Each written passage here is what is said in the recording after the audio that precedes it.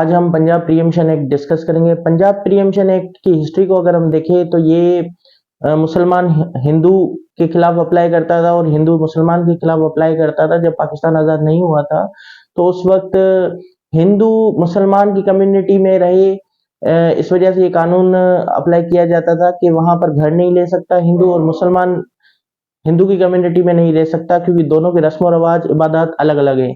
तो इसका मतलब ये है कि ये जो लॉ ऑफ प्रीएम्पशन है इस तरीके से अप्लाई होता था, लेकिन अब क्योंकि पाकिस्तान आजाद हो चुका है और यहाँ पे ऐसा कोई मसला नहीं है, सब मिलजुल कर रहते हैं, इस वजह से अब जो मैटर है अभी भी हिंदू मुसलमान के खिलाफ अप्लाई कर सकता है, मुसलमान हिंदू के खिलाफ अप्लाई कर सकता है, लेकिन अब ये जरूरत की बुनियाद पर अप्लाई होता है। प्रीएम्पशन का असल मकसद ये है कि राइट ऑफ प्रीएम्पशन का मतलब ये है कि right to purchase the property legally तौर पर कोई प्रॉपर्टी परचेज करना। अच्छा, इसकी हिस्ट्री आपको अरबिक कस्टम्स में भी मिलती है, वेस्टर्न साइड भी इसकी हिस्ट्री मिलती है और सब कॉन्टिनेंट में भी इसकी हिस्ट्री है। और अगर हम सुन्नत के हिसाब से देखें तो वहां पर भी इसके बहुत सारे केसेस मिलते हैं और पाकिस्तान में इसके बहुत सारे केसेस हैं और सूट फाइल भी होते हैं, इस पर डिक्री भी आती है, इस पर हाई कोर्ट में रिवीजन भी फाइल की जाती है। तो कहने का मकसद ये है कि ये बहुत इंटरेस्टिंग सब्जेक्ट है, आज हम इसको डिस्कस करते हैं।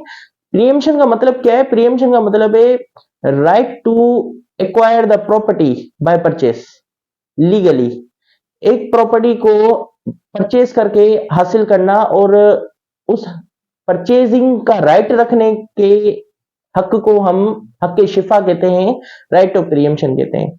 अब राइट ऑफ प्रीएम्पशन, सबसे पहला राइट ऑफ प्रीएम्पशन क्रिएट कैसे होता है?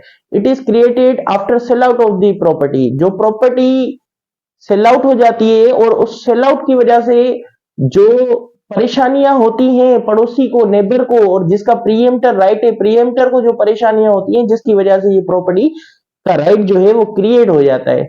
ना ये राइट इनहेरिटेंस की वजह से क्रिएट होता है, जैसे मिसाल तौर अगर कोई बंदा किसी बंदे की डेथ हो जाती है और उसके औलाद के पास इनहेरिटेंस में सामान जाएगा, ना ये राइट जो है विल के जरिए क्रिएट होता है, ना गिफ्ट के जरिए क्रिएट होता है।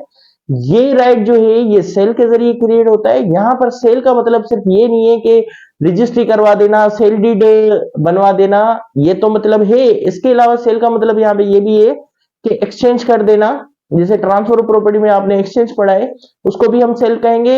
हिबा बिल एवज को भी सेल कहेंगे, हिबा बिल शर्तुल एवज को भी सेल कहेंगे, ताकि कोई वेंडर या वेंडी किसी प्रीएम्प्टर को धोखा ना दे सके, ना ही कोर्ट को धोखा देकर प्रॉपर्टी हासिल कर सके और प्रीएम्प्टर अपने हक से मुतासिर हो जाए। राइट ऑफ प्रीएम्पशन कुरान और हदीस की रोशनी में देखा जाएगा, इसका सेक्शन 3 कहता है। उसके अलावा right of preemption after sale of the property के बाद ही अराइज होगा, इस चीज को आप नोट करें। प्रॉपर्टी का सेल होना बहुत ज्यादा जरूरी है, जिसकी वजह से ये प्रीएम्पशन राइट क्रिएट होता है और इसकी डिग्रीज होती है प्रीएम्पशन की। There are 3 degrees of preemption. सबसे पहले शाफी शरीक होता है। शाफी शरीक का मतलब ये है कि को ओनर, अगर आप अपनी प्रॉपर्टी सेल कर चुके हैं तो सबसे पहला जो राइट है वो आपके को ओनर का राइट है, उसको आपको बेचनी थी सबसे पहले। अगर आप उसको नहीं बेच रहे हैं तो उसका राइट ऑफ प्रीएम्पशन क्रिएट हो जाएगा, वो कोर्ट के जरिए आपसे वो प्रॉपर्टी लेगा। उसके बाद शाफे खलीत। शाफे खलीत में वो लोग आ जाते हैं जिन आपने प्रॉपर्टी सेल की है और आपकी प्रॉपर्टी सेल करने की वजह से जिनको मुश्किलात हुई हैं क्योंकि उनकी प्रॉपर्टी आपकी प्रॉपर्टी के साथ अटैच थी। उनका राइट ऑफ पैसेज, इरिगेशन का रास्ता, राइट ऑफ वे का रास्ता आपका हो सकता है, उनके right of way, right of passage और राइट ऑफ वाटर का मामला जो है आपके साथ अटैच हो आपकी प्रॉपर्टी के साथ, जिसकी वजह से उनका भी राइट ऑफ प्रीएम्पशन क्रिएट हो जाता है। उसके बाद ये शाफेजार। शाफेजार का मतलब ये है कि आपका राइट ऑफ प्रीएम्पशन क्रिएट हो जाना, क्योंकि प्रॉपर्टी दोनों मिली हुई है, जो प्रॉपर्टी आपने सेल की है और प्रीएम्प्टर की जो प्रॉपर्टी है दोनों आपस में मिली हुई है, जिसकी वजह से जरूरत की बुनियाद पर उनको वो प्रॉपर्टी चाहिए, क्योंकि जो बाहर का स्ट्रेंजर को आप प्रॉपर्टी दे रहे हैं, इससे बेहतर है कि आप अपने पड़ोसी को प्रॉपर्टी दें। तो ये राइट ऑफ प्रीएम्पशन इस तरीके से क्रिएट होता है। इसके बाद अगर हम मजीद इसको डिस्कस करें तो इसमें सबसे मोस्ट इंपोर्टेंट चीज ये है कि इसमें तलब करना बहुत ज्यादा जरूरी है। राइट ऑफ प्रीएम्पशन में तलब का मतलब है डिमांड। अगर आपने डिमांड नहीं की या आपने खुद ही प्रॉपर्टी सेल करवाई है तो फिर आपका कोई राइट ऑफ प्रीएम्पशन क्रिएट नहीं होता। डिमांड करना बहुत ज्यादा जरूरी है। जब आपको पता चलता है कि एक बंदा प्रॉपर्टी सेल कर चुका है या कर रहा है तो सबसे पहले आपको डिमांड करनी है, तलब मुआथी बात। मतलब मुंह से बाय स्पोकन आपको डिमांड करनी है, और बाय स्पोकन डिमांड करने के बाद 14 दिन के अंदर अंदर आपको एविडेंस बनाना है, मतलब बाय रिटन डिमांड करनी है विथ टू मेल विटनेसेस, उनकी अटेस्टेशन डॉक्यूमेंट में होना बहुत ज्यादा जरूरी है, ताकि एक एविडेंस बन जाए कि हाँ भाई ये आपने डिमांड की थी।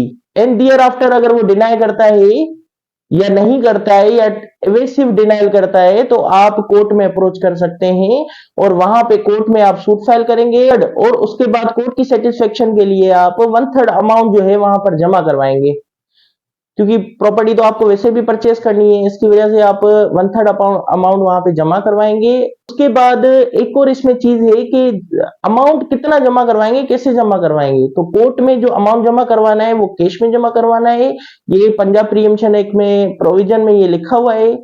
उसके अलावा प्रायोरिटीज किसको दी जाएंगी, सवाल ये पैदा होता है। तो जरूरत की बुनियाद पर अगर एक से ज्यादा प्रीएम्प्टर हो तो प्रायोरिटीज उसको दी जाएगी जिसको ज्यादा जरूरत हो, या तो सबका इक्वली जो है वो राइट होगा। इस चीज को आप नोट कर दें। इक्वली राइट का मतलब ये है कि अगर सपोज को शेयर हैं या शाफे शरीक हैं, एक से ज्यादा 4 शाफे शरीक है, एक बंदे ने अपनी प्रॉपर्टी सेल कर दी है या सेल कर रहा है, तो 3 का राइट इक्वली होगा, चाहे इन्होंने जो परचेजिंग की हो उसमें 10, एक ने 10% दिए हो, एक ने 20, एक ने 30, लेकिन फिर भी खरीदते वक्त जो एक बंदा जिसने 40% दिए थे वो बेच रहा है, तो तीनों का राइट इक्वल क्रिएट होगा। हाँ, जब तक अगर कोई अपना राइट छोड़ देता है, तर्क कर देता है, तो फिर उसको वेवर समझा जाएगा, वो एक अलग एक्सेप्शनल केस है, दोबारा वो क्लेम नहीं कर सकता उस प्रॉपर्टी के लिए।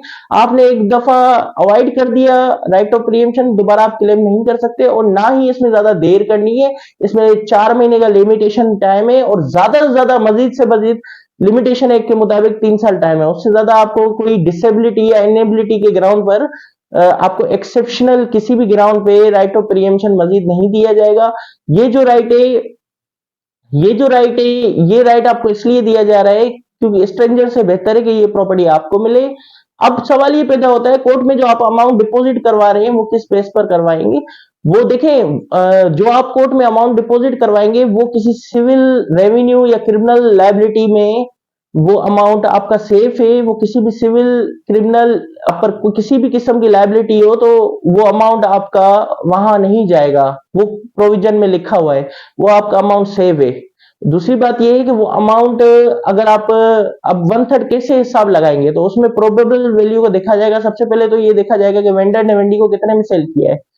अगर वेंडर ने वेंडी को कितने में सेल किया है ये कहीं पर डिफाइन नहीं है, लेट सपोज, तो फिर मार्केट वैल्यू प्रोबेबल अमाउंट के हिसाब से देखा जाएगा। अब सवाल ये पैदा होता है कि मार्केट वैल्यू किस तरीके से डिटरमाइन की जाएगी। तो इस तरीके से हमेशा मार्केट वैल्यू डिटरमाइन होती है कि पड़ोस में अगर कोई घर हो, वो ऐसा ही घर हो जो आप खरीदना चाहते हैं, जो जिसमें आप राइट ऑफ प्रीएम्पशन रखते हैं, और वो सेल हुआ हो, और जितने में वो सेल हुआ है उस हिसाब से एस्टिमेटेड वैल्यू देखी जाती है। उसके अलावा जो परचेजर है जिसने खरीदी है वो, और उसके अलावा जो सेलर है जिसने बेची है, उनसे पूछा जाएगा कितने में बेची, कितने में लिया आपने। उसके अलावा घर जज अपने हिसाब से डिटरमाइन करेगा। तो ये सारी चीजों को देखा जाएगा। उसके बाद अगर अमाउंट कम अमाउंट में आपको वो प्रॉपर्टी मिल जाती है, मिसाल तौर प्रोबेबल अमाउंट में वो आपको प्रॉपर्टी मिल जाती है, और आपने अमाउंट कोर्ट में ज्यादा जमा करवा दिया था, तो वो आपको रिटर्न होगा। और अगर आपने कम जमा करवाया था तो मजीद आपको देने पड़ेंगे। तो ये पूरे लॉ ऑफ प्रीएम्पशन के एक किस्म के रूल है। लेकिन एक बात याद रखिएगा, अगर जिस प्रीएम्प्टर ने अपना राइट अबेट कर दिया, तखफीफ कर दिया, तो उसको दोबारा राइट नहीं मिलेगा, और ना ही कोई बंदा क्लेम कर सकता है कि एक प्रॉपर्टी है वो उसमें दरख्त की हवा हमें लग रही थी, या इस प्रॉपर्टी से हमें ईजमेंट राइट मिल रहे थे, इस प्रॉपर्टी का कुछ पोर्शन हमें दे दें। तो ये इस कुछ पोर्शन नहीं, प्रॉपर्टी प्रीएम्पशन में पूरी की पूरी आपको लेनी पड़ेगी। एक और चीज नोट करें कि 2 बंदों का राइट है, एक का right of passage of water है, एक का राइट ऑफ वे है। तो फर्स्ट प्रायोरिटी जो है राइट ऑफ वे को वाले को दी जाएगी, क्योंकि उसको ज्यादा जरूरत है। तो ये प्रीएम्पशन लॉ का एक ओवरव्यू है। आगे हम मजीद केस लॉज भी इसमें डिस्कस करेंगे, और मोहम्मद अली लॉ में इसमें जो प्रोविजन दिया गया है उसको भी हम डिस्कस करेंगे। सुप्रीम कोर्ट के इसमें case law, latest case law discuss करेंगे। उसके बाद एक कंक्लूजन विथ रीजनिंग ड्राइव करेंगे हम इस सीरीज में कि भाई प्रीएम्पशन लॉ क्या है और किस तरीके से एप्लीकेबल होगा। मिलते हैं नेक्स्ट वीडियो में, अपना ख्याल रखिएगा। अल्लाह हाफिज।